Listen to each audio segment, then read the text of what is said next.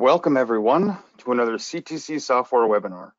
My name is Chris Bircher, Director of Technical Services here at CTC, and today we are kicking off part 2 of our series on running code calculations using our CTC BIM suites. And yeah, so we're just going to piggyback off where we left off from the first session and continue on doing a couple more advanced settings and just continuing the process. Before we begin, I encourage all of you to ask questions using the questions panel in your in the little toolbar that pops up. I'm monitoring those and will answer them when it makes sense, and anything that I don't get to, I will make sure to answer at the end. If you are watching our recorded session on YouTube after the fact, please ask questions using the comments. We monitor those as well, and we'll make sure you get a response. So with that said, we'll just kind of get after it. And today, like I said, we are covering part 2 of this. So if you've ever, just to kind of summarize where we were last time, if you've ever tried running any various form of code calculations, like say occupancies, or you know, maybe you want to document plumbing fixtures and calculate the quantities and all that kind of good stuff. A lot of that happens in Excel. Still, even to today, when you could do it in Revit, and I showed a little bit how you could do that in Revit last time, it still happens more frequently in Excel than you would think. Thankfully, there are ways to do it. Revit has some basic abilities within the schedules to accomplish some of this information. We also have some ways to automate this process using some of the tools from the BIM suites, specifically the BIM project suite. And today, we are covering the second part of that, where we are going to start to calculate some egress, means of egress, you know, shortest path type information, how many individuals go to which exit kind of deal, and show how we can do some sizing and whatnot. But effectively, I'm going to show you a little bit more of the same tools. So we talked about Occupant Flow Analyzer and Spreadsheet Link last time. We're going to utilize those 2 apps again today with some different functions. And then I'm going to cap it all off with some Schedule Excel and show how to bring some of that information back in to your model for documentation purposes.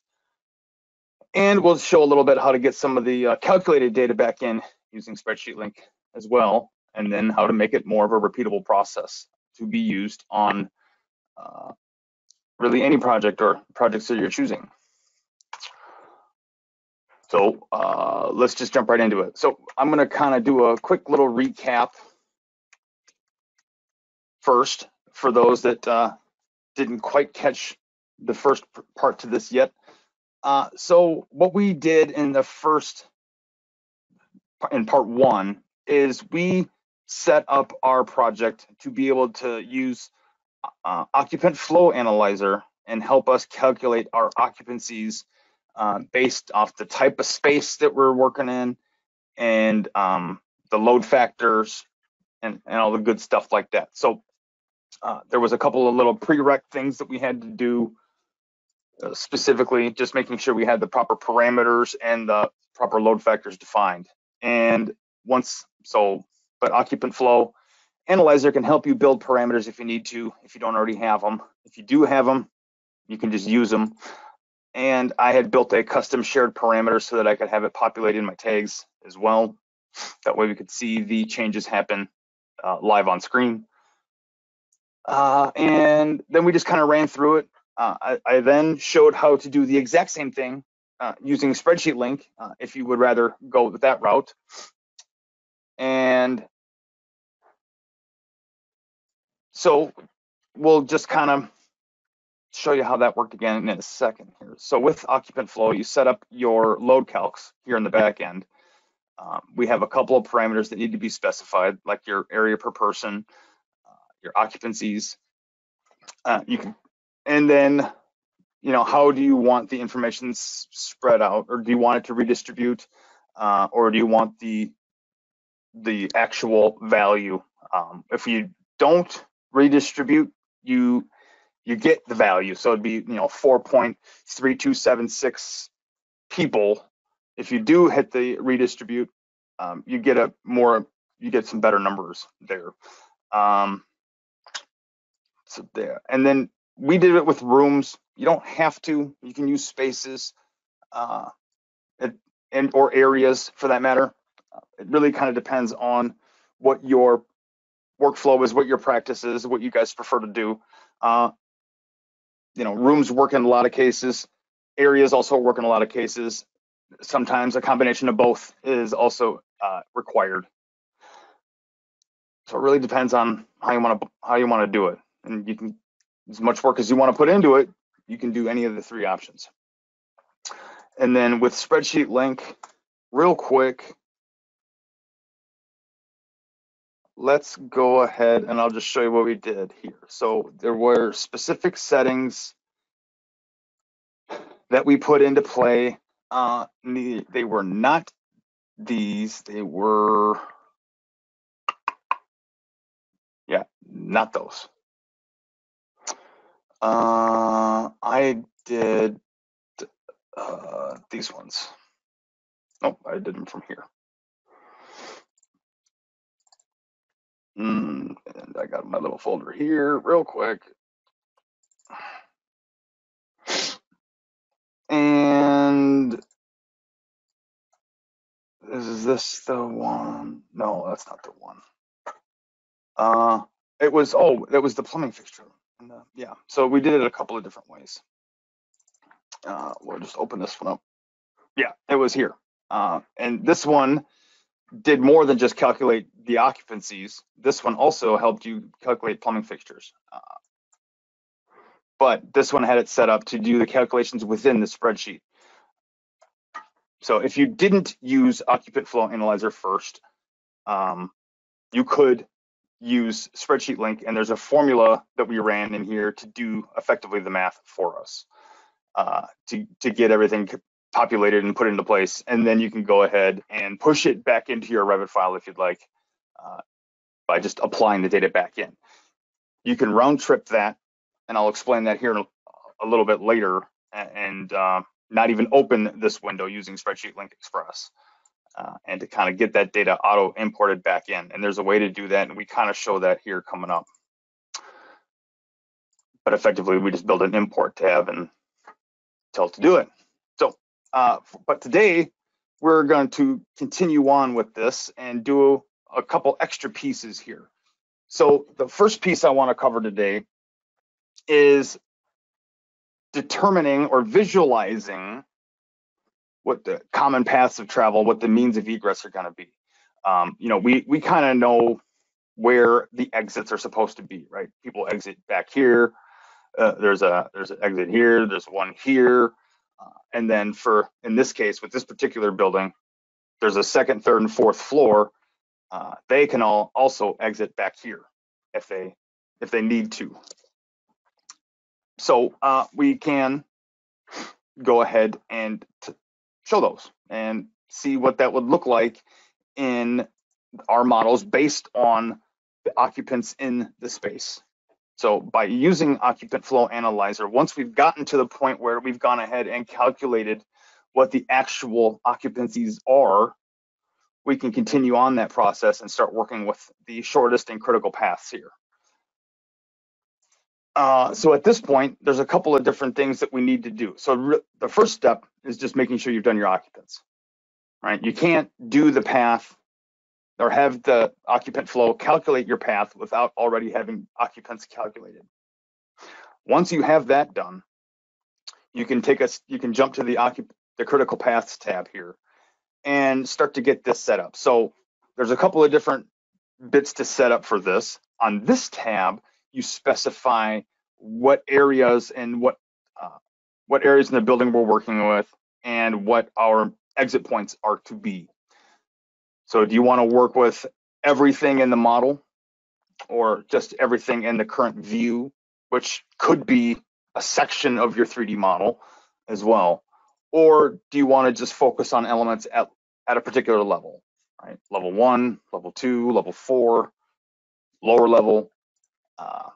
And what the tool will basically just worry about what's going on there, and you'd specify different exit points depending on what you're working with or what you have visible at the time. In my case, if I just do at level 1, I need to go ahead and select the appropriate doors for level 1. And you do that by clicking this browse button here, and you can then go ahead and specify those exit points. So I pick this door here, this door, and that door. And maybe I'll do that door instead. Once you've got your doors picked, you go ahead and hit finish. It'll list them here for you as well. If you want to try it, you can try to do the auto add exit. This will actually look at every single door that is considered to be an exterior door. So that means it'll look at the function parameter inside of the door family. And if that is set to exterior, but then used in your office area, that's going to be showing up as an exit point when it shouldn't be. So it does mean you have to pay attention to which door families are being used or which parameters are set within the families themselves. So I always prefer just to go ahead and grab them myself. So you hit the little browse button here and pick those however many doors you need. Before I hit find path, there's one last piece that I want to specify, and that's here on the occupant path settings tab. Right out of the gate at the beginning, this is where we went ahead and specified what spatial types we're working with and where we're inputting occupant loads and stuff like that. But this is also where you can specify additional information about the path generation itself. Specifically, what are the impassable objects in our model that people can't just magically walk through? Things like walls and furniture and casework or any immovable object, right? You can go ahead and preload those here, and it will kind of save to your settings file so that you don't ever have to worry about that again. So if there was additional categories here that you needed to add, again, same thing. You click the little browse button and you pick an object of that category, and it's going to go ahead and add it to your list. So for example, if I wanted to add doors to this for whatever reason, because I've already grabbed everything else, I can just grab that, hit finish, and now doors are a part of that category. So effectively what I've just done by doing that is saying no one can leave the building now because there's no good way out. So I'm not going to hold on to that. I'm going to delete that from my list. But these are pretty typical. If you had other structural components actively being modeled in your project, you can go ahead and add those.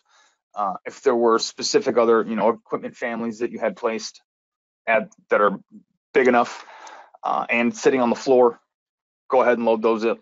Specify those categories as well. But typically these 4 will cover it. Every now and again, you got to throw a generic model in there. So once I do that, now I should mention something here real quick though. There will be times when the entire category can't be specified, and if that is the case, but there are certain families or individual entities placed that are considered immovable or impassable, you can specify them by the family type or as the individual element themselves.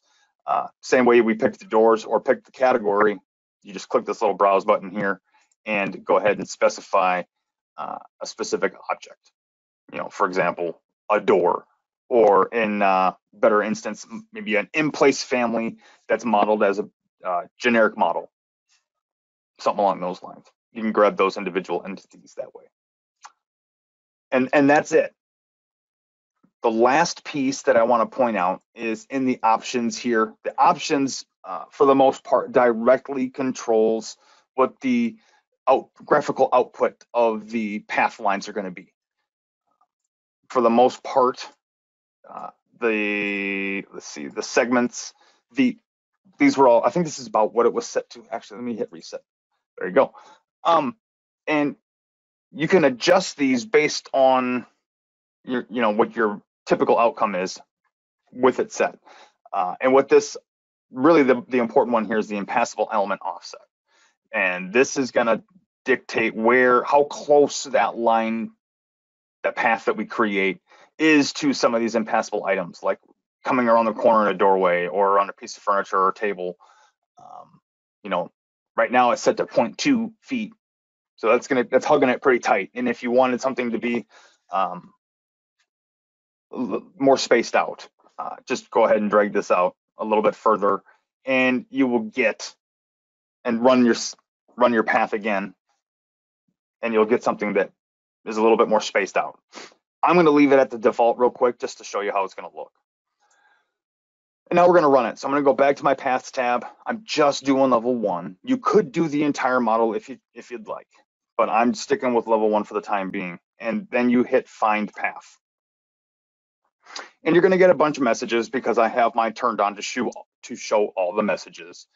And it's considering the occupant loads that are here. If there isn't anything present because we told it not to calculate a load, then it's going to ignore it at this point because that's one of the settings I had in place. So it's going to run through analyzing all the geometry right now. I'm going to get another message pop up here at the end of step 2 with some additional warning in place, that because there will be some bad families that it didn't like. Thankfully, it was just a piece of furniture that doesn't matter. So, but you'll see what I mean here in a moment. And these files will be available, the settings files and such, if you want to use those. Just email us at info@ctcsoftware.com, and I will be more than happy to share these with you guys. Okay, so I couldn't find the geometry for a couple of things, and one of them is a in-place family. But if you need to find out what they are, you can go ahead and show the details and see everything. Depending on what they are, you can stop the process at this point and go figure out why these are issues.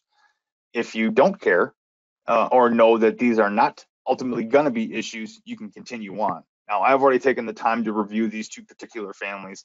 I'm going to move on because I know they're not going to interfere with my setup. But you could stop it at that point, go fix the problem, and start over. Or I shouldn't say start over, rerun the find paths. All right, now you can start to see them starting to show up here. And this is very much your design tool, right? It's just kind of giving you an idea of what the shortest distance is from, well, the most streamlined exit path from the farthest distance away in each spatial element, right? I did each space, so every room, so it's coming from the back corner, running all the way out. And it gives you a little report, and it tells you what each door's capacity could be, what the active load is actually set to at the moment, based off the distance. And yeah, and that's pass 1. And then there's a couple of warnings, and it's just letting me know what my issues were that popped up during the process. So this is a report that you can save to Excel. And actually it's a CSV file technically, but you can open it in Excel, you can open it in Notepad, do what you want with it. But the resulting information here is a generic model family. It is one of those adaptive component families that we've created, and it will actually allow you to edit this a little bit. So you have, it's a family, so you have some stuff that you can do with it if you wanted to try to make it a wee bit more presentable for either a check set or for some other purpose. You have the ability to edit these points, and you can actually tab through until that is highlighted. You can select it, and you can actually move them around. So if you wanted to, put this in the middle of the door, for example, and maybe, edit this point down here to be, a little bit more presentable in a sense. You can do that 100%, as much as you want. Now, because there's a lot of them, that's a bit of work. And maybe at this point, you don't do that. You just go ahead and load in the family that you would have used normally, or grab the detail line that you would have used normally, and kind of loosely follow the path. So start in the corner, draw out, straight down, come over, and it's, you know, more orthogonal than just kind of exact. But you get the idea, right? And if you wanted to run it again, you can certainly do that. Just open up occupant flow and run it again. Maybe some numbers changed and you want to check it again to make sure you're right. Or you want to check all paths and get more iterations of this. Or you want to check it with a different category added or removed from the list. Or maybe you want to change, maybe you've got some design options in your model. Switch over what the primary design option is, and maybe that changes some of the spatial play here where some of the openings are. Maybe your exit changes because of it.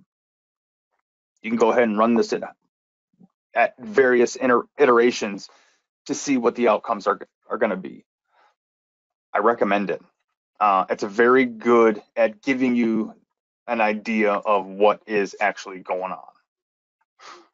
And yeah, so, and again, because it's a family, you can set up custom filters so that this doesn't show up everywhere else in your project.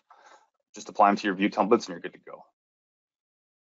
Now, I did it for the first floor. Again, I mentioned earlier, you can do it for the entire building, and it will show you exiting lines down here, for example, coming down the staircase.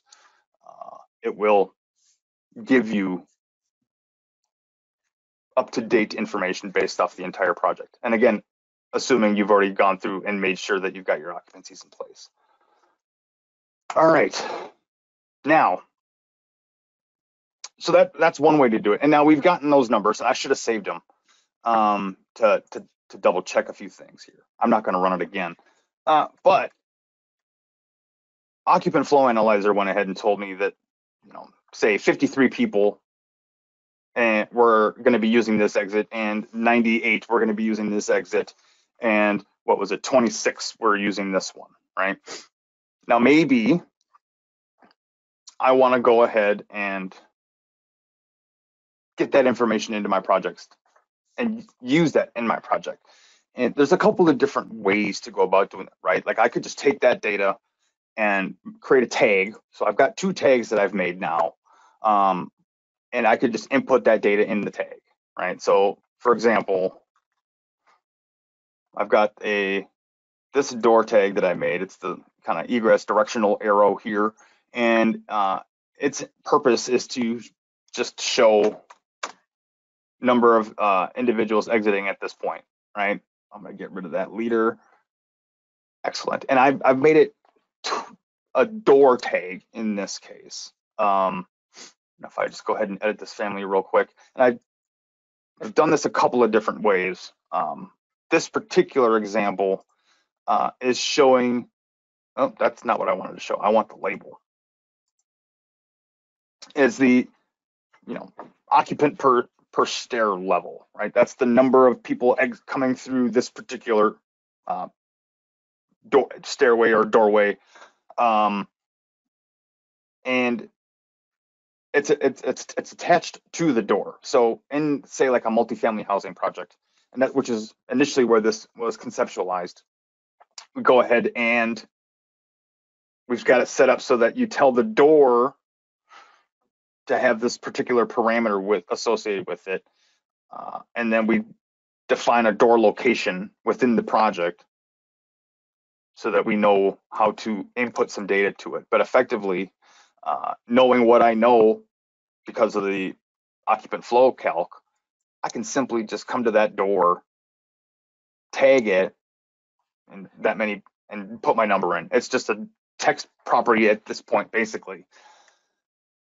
Now, with this tag and this other tag over here, and it shouldn't be here, it should really be down here. This particular tag, oh, not that one, is set up to show additional egress data. So for example, if I go ahead and hit edit label on this, we got door width required, door width provided, stair width required, stair width provided, right? That's a lot of information that we sometimes want to show on our life safety / code plans. And there are usually specific values for that, like the requirements are pretty fixed based on the type of project or the building code in your area. What's provided, that's what changes based off the number of occupants and regional code. Now, but those two of those numbers can fluctuate depending on the size of the building and the number of occupants. So that's another calculation that needs to be run. A lot of that's based off the occupants, the size of the building, various other tidbits. Doing that in Revit gets to be challenging and oftentimes doesn't happen in Revit, happens in an external spreadsheet similar to this one, which didn't pop up because it's over there. Something like this. Now, this is a huge, big old spreadsheet that we put together for a couple of projects that were that we've used in the past. And multifamily housing, again, is how we set this up. And this is directly extracting data from our Revit model. So what the square footage is at each level, and then helping us, and it's also calculating occupants. So we can use this to back check and make sure that our numbers are good here too, or just use this in general. This particular one is doing a lot of things all at the same time, but it's also calculating the egress points over here at the side. And so it's telling me number of occupants per stair and per level, and what the provided widths are for both the stair and the door at each entry point or exit point. And in this case, we've got multiple buildings, so it's doing it from multiple buildings. But this is an example that I like to show because it's complex and there's a lot going on here, but it shows the capabilities now. And a lot of this information, so all this green stuff is actually going to go back into Revit if I want it to. We have a way to get it back into my model. The blue stuff is what is being extracted out of the Revit file itself. So there's a couple of different ways to go about getting some of this information together. One of the ways I want to show you how to do that is,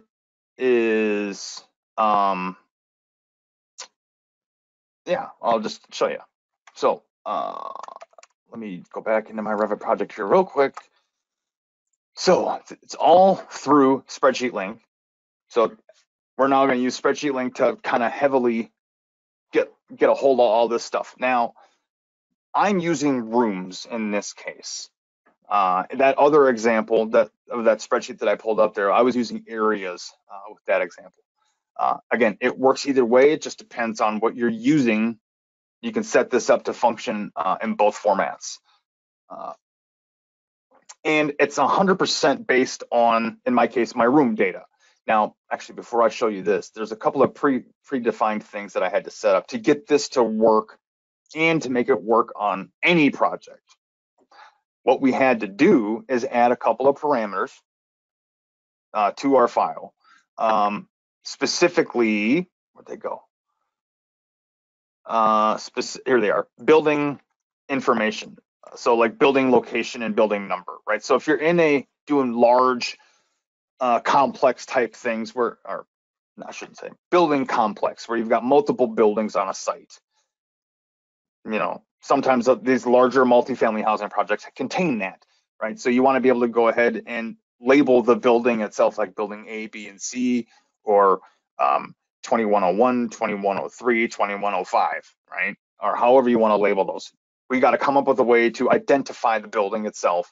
And then where in the building are we working, right? Sometimes if it's broken up by, a firewall, right? If the building is long enough, maybe we'll insert a firewall in the middle to kind of redirect where the occupants, which exit the occupants are to go to.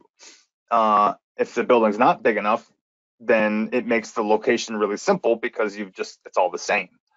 But you could use this on a single building like this, where my building number is just building A, and my building location is level 1A because it's on level 1 for building A. And then upstairs it'd be level 2A, and then 3A and 4A, depending on how many levels you got. If I had multiple buildings, then I'd have some L1B and L1C, L3C, depending on how big the project is. And that's what the purpose of these two parameters are. They are, in this case, they are shared parameters, but they didn't necessarily have to be. They could be just basic project parameters that get transferred / copied around from project to project. But a shared parameter gives us the opportunity to tag it in some fashion, or do additional tasks with it that we wouldn't always get with a project parameter. So these are shared, but they didn't have to be. So that basically then, for this particular example, that's how we decided to kick out some of this information to a spreadsheet. Then at the end ultimately then at the end, we did this. I'm just gonna load these settings because it makes it easier to explain everything. Go back to my folder here, because Revit never likes to remember where I wanna go.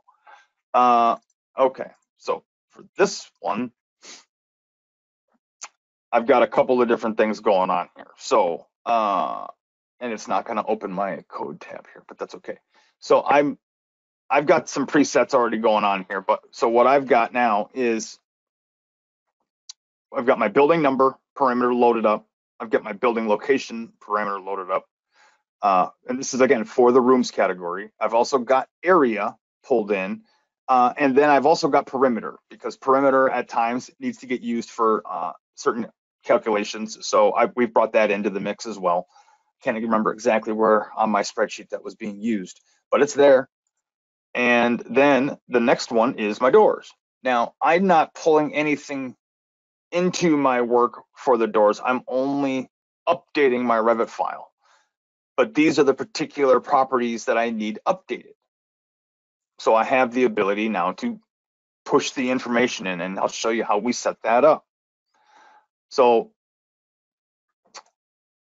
to set it up on your own, manually from scratch for the first time, effectively what you'd want to do is make sure that you get your rooms tab here added. So in Spreadsheet Link, you open it up, pretend it's blank, grab rooms, add it, grab your 4 parameters or however many you need, and add them to the list here. Secondly, I grabbed my doors category in this case, added the handful of parameters I needed there. And at this point, as in the basic setup of the whole thing, I could be done and save this out to Excel. Then we can start, then I can open that file like I did over here.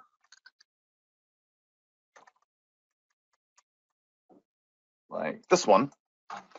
And I would have just my rooms and doors tab at the beginning. I would have to copy paste or merge these worksheets in, or merge these two into my other Excel file. And it's a whole lot easier if you can combine the data points. They don't have to be. This process originated as being my Revit outputs and inputs and my code calculations spreadsheet, 2 different spreadsheets at play. This just kind of simplified everything because now it's just the one file. I'm not dealing with two different Excel files and needing to make sure that both of the Excel files live in the same place. I just have the one. And because so you can get everything into one file effectively. And once you've done that, you can start building out your formulas. So for example, in this case, for my building A, I need to go ahead and get the entire square footage of building A, of level 1 in this first building. And this is the formula that we used here. So I've got it set to round up so I don't get all these crazy values. But then it's just doing a glorified, equation, just adding the information up from my rooms tab in this case. So just to explain what it's doing for those of you that don't fully understand Excel. So it's doing a sum of all of the rooms on my rooms tab, and it's looking first for entities in column D that match D10. Okay, so look on the rooms tab, search column D where D equals D10. Right, so L1A, it's now going to look here for anything that says L1A, and it's going to then take that number and use it, and it's going to take then any room that it finds with that value and add them up and put them here. That's effectively what it's doing. So in my case, it found the one and put it in, and then so on and so forth down the line. Right, so each one of these is doing the same thing. And then, so that's how it's utilizing some of the room information to calculate the square footages. And then from there, I have various other cells and formulas going on to do occupancy calculations based on the square footage here. And this just has a canned factor built into it. Oops, I didn't want to edit that. And then additional math referencing other cells and all the way on down the line, right? There's a lot going on for this particular example. But then we're also calculating number of occupants per stair exit. And it's looking at the occupancies from over here. And then these are doing the math based on various other fields over here for the stairways and the egress doors. That was a mouthful. But it's doing all the work here, as you can see. Now, at this point, you save the file. You've got your setup. Okay, so now I've got my rooms and my doors, which are just canned outputs from Revit, or areas. It could be areas. With areas, you just use the same parameters. Create a building number / building location property. And then any other code tab or information sheet that you want to include. This particular one also has a piece that gets brought in that does a couple other calculations somewhere on this page, but effectively this gets put on it's my code cover sheet effectively. And then in a multifamily housing format, we have it set to do some unit matrix or unit calcs based on what's in the model too. So a lot going on in this particular one. But we're mostly focusing on just on this piece here. So then back in Revit, the last piece that I would have to do in this case is, so now I can use it and it does the math and it sits out there. If I need to get it back into my Revit file, I need to tell Spreadsheet Link how to do that. And that's where this import tab comes in.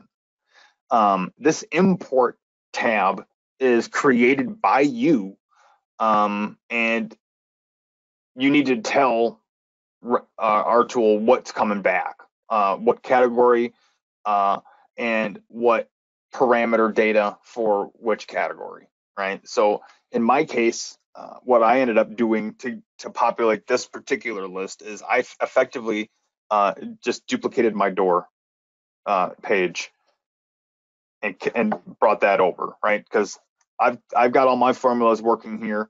It's doing the math. It's populating everything for me. So I just replicated that over here and said, just use what you find on the doors page. Whatever you see in D4, make it here in D4. It's effectively what it's doing. But without this import tab, you're not going to get anything back in your file unless you manually hit apply. So the import tab here is what makes this a repeatable process. So in this case, my areas tab isn't doing anything, but it wouldn't come back in without the import option. So if I had made some changes to this, I wouldn't be receiving any of it at the moment. All right. So that was a mouthful. But so at this point, I've got all my data here. It did the math. So it went ahead and added up all of the areas on level 1A to get me that value. And then I did the whole building here. So it's got level 2, 3, and 4. And it's calculating the occupancies. And my formulas here are slightly different than what I used inside of my project here. So this is assuming residential across the board in this case. And in my example that I used with occupant flow analyzer, I've got mine set to more office space, but that's okay. But in this case, so that's why the numbers don't line up in case you question it. So this could be set to be more fluid to work on other different types of projects if you wanted it to, with some little editing here. And editing of the formulas and what it's doing the math based on. At any rate, I'm getting ahead of myself here. So I've got the accurate math. It's gone ahead and updated the values over here. So what I can do right at this point, now that it's doing all the calculations for me, is I can apply this to my project. All right. So, I changed something because now it won't let me apply it. So I'm going to load it back in. I accidentally edited something. Now it's mad at me. So we'll just reset this. Hit new. Yep. Okay. And we'll load it back in. Here we go.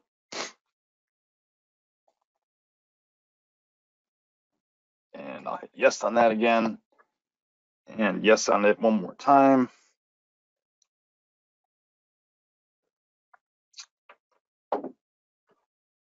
And I can share these files, yes.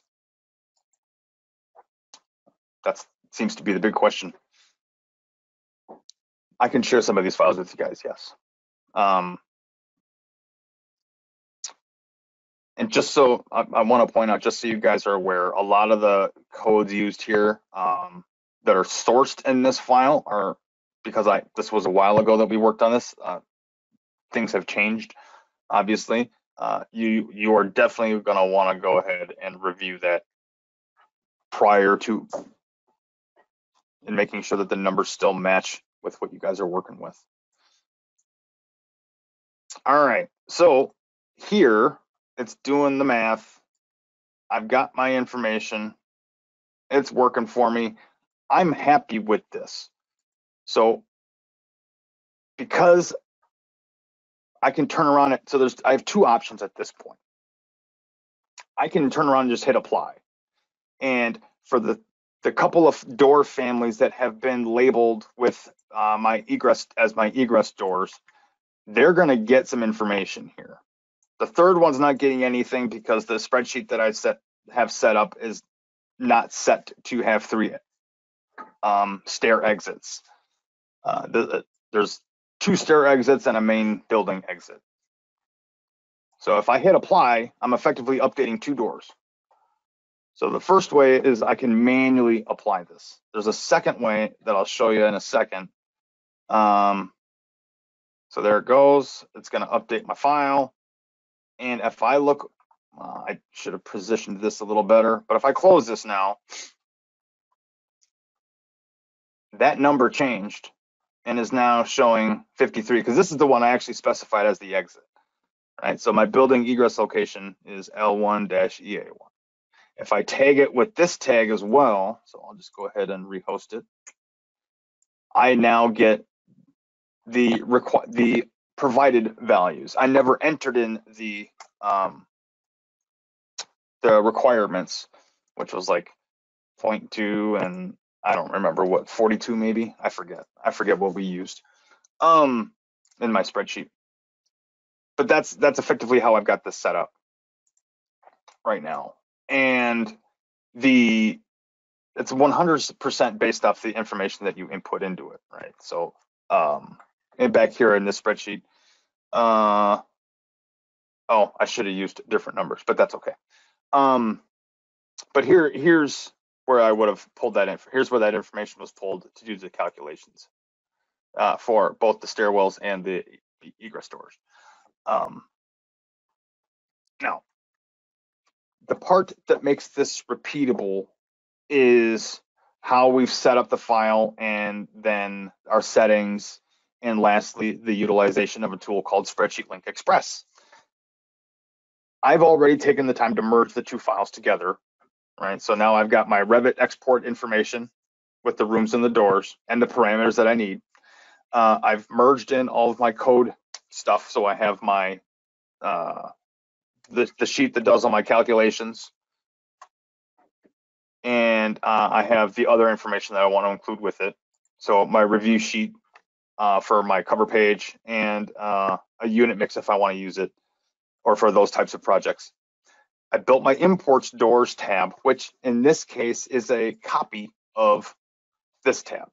So I literally duplicated this, called it import-doors, and then the only thing I did is, is I adjusted the formula to look at whatever the doors tab has filled out.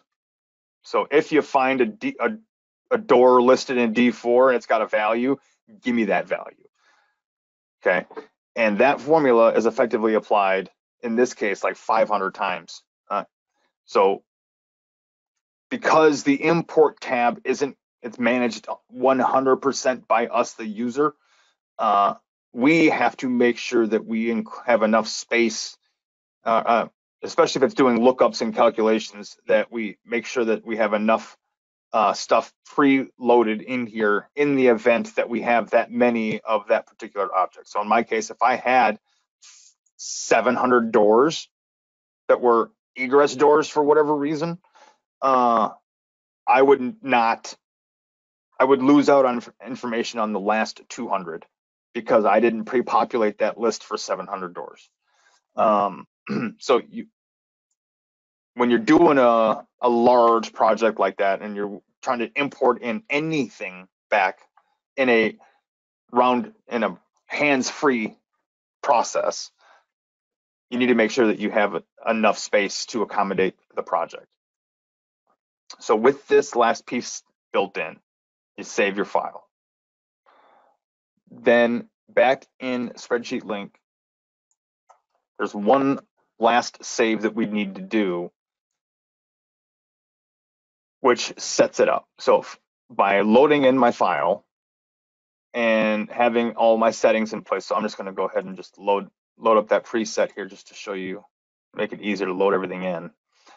So you would open the Excel file, you would load in your previously saved settings file for your rooms and doors, which then brings them both up at the same time, which is effectively what I'm doing here. And then the last piece here is to do a final save of what is in front of us to kind of link everything together into one spreadsheet link template. And once that's done, and I'll show you once it's done loading up, there it is. That last little bit here is under the save settings, and it's called the advanced save. And it's going to allow you to specify what that spreadsheet template is to be, and it's going to utilize that spreadsheet template and make sure that it is open in the preview pane before loading in the data from your model. right? So this advanced save is what you want to use. And mine's already set up. It popped up over off to the side here, but it's already set up to use a particular spreadsheet and output locations. So it's all set. It's ready to go. And now on the next project, as long as moving forward now on any project, as long as I have those handful of parameters built in and I'm using, so I've got my, my exit requirements parameters in place. I've got my building location and number parameters in place, and we're utilizing them. I've got those filled out. I can now turn around and do all of that with just a couple of clicks. I can now do Spreadsheet Link Express, load my settings that I've been using, and hit apply. And it's going to take that information, it's going to open it all up, it's going to kick out the files, do the math, and push the data back into my project without me having to look at the big, huge spreadsheet link window and the preview and the different tabs and all the other information. It's just going to do it. Oh, great. I lost my license. Great. That's okay. At least I was able to get it back. Must be busy back there today. So that's how it's working now. And if I had additional tabs and stuff in here that needed to get updated, it's all being updated at the moment. Now the last little piece to this puzzle that I want to show as soon as this is done is another way to bring some of this information in, and it's more of a stagnant method, but sometimes it helps complete the process for some of you, and that is to use Schedule Excel to bring in maybe the unit mix spreadsheet if you're doing a multifamily housing, or maybe you want to bring in the my code summary page. Want to bring that into a schedule view, or maybe just bits and pieces of it, depending on how your spreadsheets are formatted. We can do all of that. Again, it all depends on how you've got your files set up. So I'm just going to turn around and open up my spreadsheet again here real quick. Where did it go? Yeah, this one. So in this case, this particular spreadsheet has a tab, which is the one that I would normally bring into my Revit and have it placed on a sheet for printing. One of the things that I want to mention at this point is with spreadsheet or with Schedule Excel and the utilization of spreadsheets in your project, the formatting of the Excel file is extremely important for what the ending appearance is going to be in Revit. The way our tool is doing it is we're trying to copy paste the settings from Excel and apply them into a graphical appearance within Revit. So if your formatting is not nice and where you don't have cells merged together, for example, like here, this particular cell contains that whole top row, but it's not merged. So what will happen right now is if I preserve all the settings, I'm going to lose all of this on the end. So you want to, formatting is key to getting a good looking representation of your Excel files in Revit. So I highly suggest you take a moment through any spreadsheet that you would ever want to bring back into Revit and just make sure that it's clean, that the formatting is set up. So just where you've got text overlapping multiple cells, just merge those cells together. That's the big piece. It's just, if you've done that, make sure you've merged them. Then make sure you know how the graphics are set up to be on your spreadsheet. Are you using cell borders, or did you go with some other method of getting the graphics to appear the way that they are? How did you, do you have conditional formatting set up in here? Do you have colored cells that you need to bring across? Make sure you're familiar with the spreadsheet that you're about to import, because you're going to want to match those settings. Okay, that was done. So it added the one. All right, so I'm going to show you this now. So with Schedule Excel, final piece to the puzzle, last couple minutes here. I'm going to hit add. I'm going to go grab my spreadsheet. So before I do anything, I'm actually going to save that. Now, this one, save it. And I'm going to bring in just this small little section here. And to do that, that's all based off the print range. So you can set up a print area specifically. Otherwise, our tool is going to try to bring the whole page in. But you can set up print ranges or print areas here. So I've got this one set right now as my print area. If I just go ahead and do that, there we go, it's set. Now I'm just gonna save my formatting. We're gonna close that just to get it out of the way. That's a duplicate. And now I'm gonna load it here. So I'm gonna hit open and let's grab this one. Yeah, this one.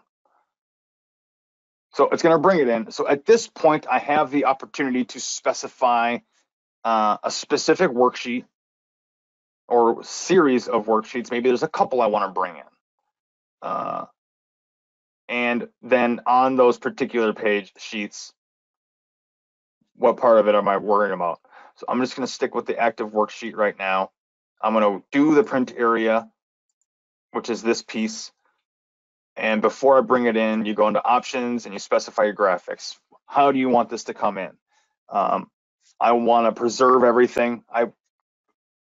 As you can see, was very specific about how this was set up. So I would want to preserve cell width, cell heights. I can use a view template from Revit if I've got one set up for schedules. I want to bring in the cell borders, and we're going to bring in, we'll see what it looks like with the grid lines too, or only the grid line. Well, So I've got borders here. Let's do those at a pen weight of 4. The interior grid, we'll just do a 1. And if this was large enough, you can specify headers and title text so that it repeats itself across the top. I don't need to do that in this case. But if you did have background coloring or font colors or additional conditional formatting, you have the opportunity to include that or exclude that from this. And here's the setting that only uses the print area. That's the default. So if you had print area set, but you didn't want to use it, you can uncheck this and to make sure you get everything. But I'm happy with this. I'm gonna hit OK. It's only gonna bring this piece in right now, and I know that because that's the print area defined. That's the name. I can build a schedule or a drafting view. And in this case, I'm going to do a schedule. We'll hit OK. It's going to load it up, process it in, builds my schedule. And because of what I chose, this is what it looks like. So in this case, the pen weight, the line style that I chose, probably not the best line style because I didn't pick a half-toned one or anything like that. So now I can hit edit, go back in, and adjust my graphics further. So I can come here and choose a different line weight. Do I want to choose a dashed line instead? Or do I have one that will suffice in this case? Maybe not, right? So it's possible that I just need to not do interior grid in this case. And I'll just hit OK here, let it update itself based off the change that I made, and now it's just the text. I can come back in here and turn on cell borders only again and run it again, or because I can do things in Revit separate, I can go ahead and adjust the graphics accordingly if I need to. Just be aware that whatever changes you make to this, don't go back to the Excel file. With this particular tool, with Schedule Excel specifically, it's a one-way trip from Excel into Revit. If the Excel file changes, we can have Revit read that and update the file that was imported. But if we change the Revit instance of it, we can't push that back to Excel. So just be wary, be aware of that, and make sure you're only changing things that either you don't care about getting reset when the update comes, or disable the auto update function for this particular piece. Now, I've talked a lot, and I want to make sure before we close, I want to point out one last thing today, and that is a couple additional resources for you to help you get those files fully set up. I talked about it, but I didn't exactly show everything because we didn't have a ton of time. The saved settings for using your workflows with Spreadsheet Link and via Spreadsheet Link Express. We have a specific video on our YouTube channel on that. This is the title, Advanced Save Settings with Spreadsheet Link. And it will show up in the Spreadsheet Link playlist on our channel. I think it's video number, there's two of them. The newest one is from 6 months ago. That's the one I suggest you watch. And there's a second one here that gets more into the formulas. Some of my formulas that I've used could probably be done a little bit more efficiently. I used a lot of VLOOKUPs. VLOOKUP isn't, well, I shouldn't say this. VLOOKUPs work, but there may be a better formula. And I think this particular video, the more advanced formulas to support your Spreadsheet Link, might be able to explain that and show you how that works. But I think these are two good videos that will give you some extra information on that, how to set that up. And it will help make sense a little bit more of how my files were set up in the beginning. But that's the process and how to get everything done. Again, if you want your hands on some of the settings files that I used today and last week, just let me know. Send us an email to info@ctcsoftware.com. I'll be more than happy to share those with you, or at least a version of them with you. And then there's other ones on our website. If you have any questions on any of those too, or want settings files for those, please just ask. I'll be happy to share those as well. Yeah, and with that takes care of everything.